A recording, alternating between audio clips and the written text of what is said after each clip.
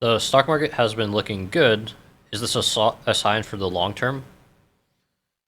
Yeah, well, the stock market, is actually down this week. But definitely, way off of its lows that established on the 16th of June. And so we've had a really nice run. Uh, but in these bear markets, okay, which is where you have more than a 20% downturn, and I'll call this a rolling bear market, all right? We have two different types of bear markets that we've seen here. 2018, 2020, we'll call that a V bear market, right? They came down and came straight back up. In these rolling ones, 2000, 2008 are the last two big examples I can think of. You often get these run ups that can be quite dramatic and things look great just before everything falls apart again. So, right now, if you look at the hedge fund managers, they are shorting this market, right? Individual stock, I just saw this in Bloomberg this morning. Individual stocks are shorted at the 84th percentile, just mean way above average. And because they're looking at history, they're looking at this as just a bounce on the way back down, as far as that goes. So that we got to think about that. On the other hand, we in this run up we've had, it was unique in that we retraced half of the loss, a 50% retracement. So since World War II, every time we've gotten back at least half, we've never gone down to a new low. I mean, maybe we go down, right? But not to a new low. So that's very reasonable. And there's a whole bunch of other things that are happening, I think, on a technical basis that show good things about what's going on with the market. And if you even look at like commodities and oil, Hmm. and they say they're getting softer, and those are precursors for inflation, and certainly gas. Gas prices have been coming down essentially every day for weeks. Now, maybe that doesn't hold, but that's a really big deal for inflation right now. And so, but I would say that the answer is a little bit muddled right now because of where we're at. We're right below the 200-day moving average and right above this resistance point that we just broke through. So it broke through at 4170 on the S&P 500, and we want to get to 4350, I think, to really show that we broke through the 200-day moving average, broke through the trend line that's connecting the highs. And so at the moment, I would say that you can't tell what's going to happen.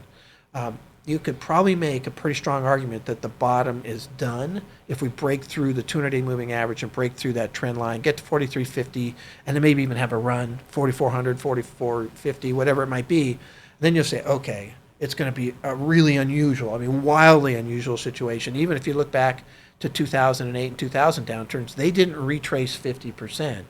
They retraced quite a few times. It's a rolling market, but they never got above 50%, and they kept falling back down until they finally hit their bottom.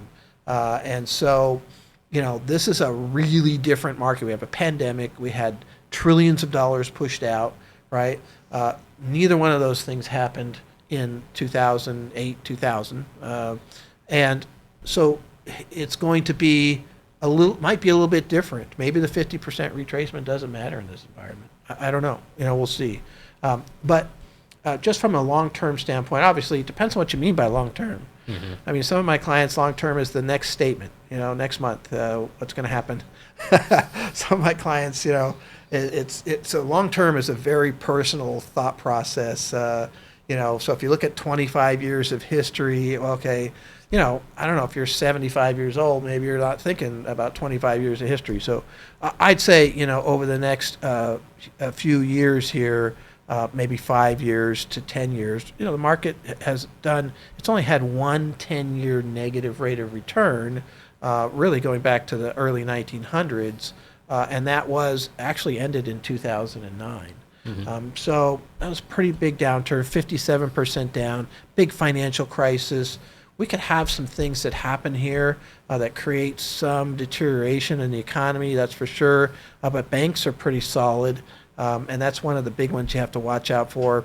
2000 was more of an overpricing scenario. We definitely had that here. But we've wrung out a big chunk of that overpricing. It still depends on what measure you're looking at, but still somewhat overpriced. But I was nuts, right, for a while. I mean, these SPACs that were coming out, and Oh. some of the stuff was, hey, this celebrity has an idea. Let's give him $2 billion and see what happens. Well, I know what happens. And that stuff was kind of that excess that we saw in 2000. I always talk about bingo.com, which went from $1 to $9, and never even had the ability to do bingo online and went out of business. This is stupid stuff that was happening. We had some of that here. So this is a bit more like 2000, the overpricing because of the easy money, than it was 2008. So market outlooks short term here. Let's wait. Break through 43.50, looking good. Break below 41.70. We might be in for some more pain, right? So I'd wait. Just be patient.